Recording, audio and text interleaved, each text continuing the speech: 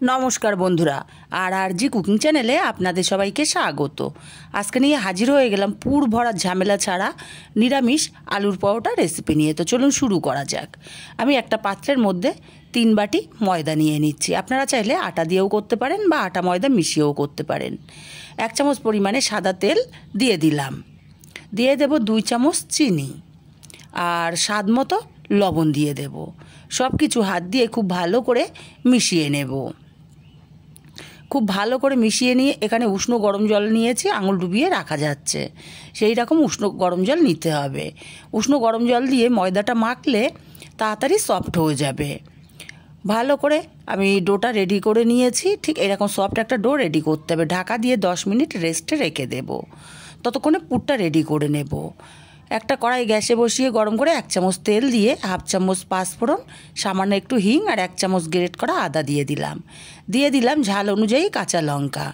আমি এখানে 4টে কাঁচা লঙ্কা কুচি ব্যবহার করেছি। ফোড়নটাকে কিছুক্ষণ ভেজে নিয়ে এখানে দিয়ে দেব গ্রেট করা সেদ্ধ আলুটাকে দিয়ে ভালো করে নাড়াচাড়া করে মিশিয়ে নেব। জাস্ট মিশিয়ে নিতে হবে, খুব বেশিক্ষণ রান্না করতে হবে না। এখন এখানে দিয়ে দেবো 1/2 চামচ হলুদ আর স্বাদ মতো লবণ, আর দেবো 1/2 চামচ জিরের গুঁড়ো। সব কিছু ভালো করে আবারও নাড়াচাড়া করে মিশিয়ে নেব। আপনারা চাইলে রান্না না করেও কিন্তু এই মশলাগুলো দিয়ে কাঁচা আলুটাকেও মাখিয়ে নিতে পারেন। ভালো করে নাড়াচাড়া করে মিশিয়ে দিয়েছি। এখন এখানে দিয়ে দেব 2 চামচ বেসন। এই বেসনটা দেওয়ার দরুন পুরটার টেস্ট কিন্তু দারুণ আসবে। আর এইভাবে একটু রান্না করে যদি আলুর পরোটা করা হয়, সেই ক্ষেত্রে কিন্তু আলুর পরোটার টেস্ট দ্বিগুণ বেড়ে যায়। বেসনটাকে দিয়ে আবারও ভালো করে নাড়াচাড়া করে মিশিয়ে নিয়েছি। এখন এখানে দিয়ে দেব সামান্য একটু গরম মশলার গুঁড়ো আর কিছুটা ধনেপাতা কুচি আর গরম মশলাটাকে দিয়ে ভালো করে নাড়াচাড়া করে মিশিয়ে নামিয়ে নেব। আর এইদিকে ময়দাটাও মাখিয়ে রেখেছিলাম, 10 মিনিট হয়ে গেছে। আবার একটু ভালো করে মাখিয়ে নিতে হবে। ভালো করে মাখিয়ে নিয়ে এখান থেকে ছোট ছোট করে লেচি কাটবো। যেভাবে আমরা আটার রুটি করলে যেভাবে লেচি কাটি, সেরকম ছোট ছোট লেচিগুলো রেডি করে নিয়েছি। একটা চাকি বেলুনের মধ্যে অল্প ময়দা ছড়িয়ে দিয়ে একটা লেচি নিয়ে রুটি বেলে নেব। যেভাবে আমরা রুটি বেলি ঠিক ওইভাবেই পাতলা করে আমি রুটিটা বেলে নিচ্ছি। আর এইভাবে সব রুটিগুলো আমি বেলে নেব। সব রুটিগুলো বেলে নিয়েছি। এখন চামচের সাহায্যে মাঝখানে কিছুটা পুর দিয়ে দিলাম। পুরের পরিমাণটা আপনারা কম বেশি করতেই পারেন। এবার আঙুলের সাহায্যে রুটির চারি সাইডে জল দিয়ে লাগিয়ে নেব। তারপরে আর একটা রুটি নিয়ে ওপর থেকে দিয়ে দেব। দিয়ে টেনে টেনে দুটো মুখ এক জায়গায় করে আটকে দেব। বন্ধুরা খুব সহজেই তৈরি করে নিতে পারবেন, আর খেতে তো দারুণ টেস্ট হয়। দেখুন এইভাবে আটকে নিচ্ছি আর মুখগুলো সাইডগুলো চেপে চেপে দেব। এতে করে পুর কিন্তু একটুও বের হবে না। আর পুরটাকে একটু হাত দিয়ে চেপে দেব যাতে পুরটাও সেট হয়ে যায়।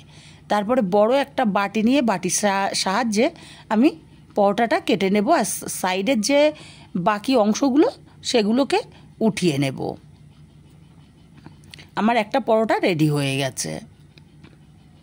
এই পরোটা আপনারা চাইলে নাও বেলতে পারেন, তবে আমি একটু বেলে নেব। প্রথমে পুরটাকে একটু চেপে সেট করে নিলাম, তারপরে ওপর থেকে একটু ময়দা ছিটিয়ে দিয়ে আমি পরোটাটা বেলে নেব। আপনারা কিন্তু না বেলেও পরোটাটা ভেজে নিতে পারেন।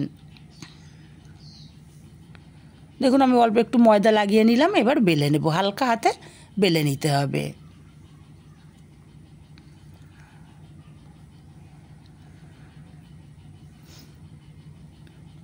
হালকা হাতে বেলে নিয়ে তারপরে ভেজে নেব। দেখুন আমার একটা পরোটা রেডি হয়ে গেছে। এইভাবে সব পরোটাগুলো রেডি করে নেব। আর আমি তাওয়া গরম করে পরোটা একটা দিয়ে দিলাম। এক পিঠ ভাজা হলে উল্টে দিয়ে ওপর থেকে একটুখানি তেল ছড়িয়ে দিয়ে তেলটাকে খুন্তির সাহায্যে লাগিয়ে দিচ্ছি। তারপরে আরেক পিঠ উল্টে ওপর থেকে আবারও একটু তেল দিয়ে দেব। আর এইভাবে যদি পরোটা ভাজেন, প্রত্যেকটা পরোটা কিন্তু ফুলবে। প্রত্যেকটা পরোটাই টোপর টোপর হয়ে ফুলে যাবে। এই দেখুন একটু হালকা চাপ দিলেই পরোটা কত সুন্দর ফুলে যাচ্ছে। এইভাবে পরোটা উল্টে পাল্টে গোল্ডেন কালার করে ভেজে নেব। আমার কাছে একটু কড়া ভাজা হলে ভালো লাগে, আপনারা আপনাদের পছন্দ মতো ভেজে নেবেন। আমার এইভাবে সব পরোটাগুলো ভেজে রেডি করে নিয়েছি। রেসিপিটা কেমন লাগলো কমেন্ট করে জানাতে ভুলবেন না। ভালো লাগলে কাছের আত্মীয় স্বজন বন্ধুবান্ধবের কাছে শেয়ার করতে ভুলবেন না।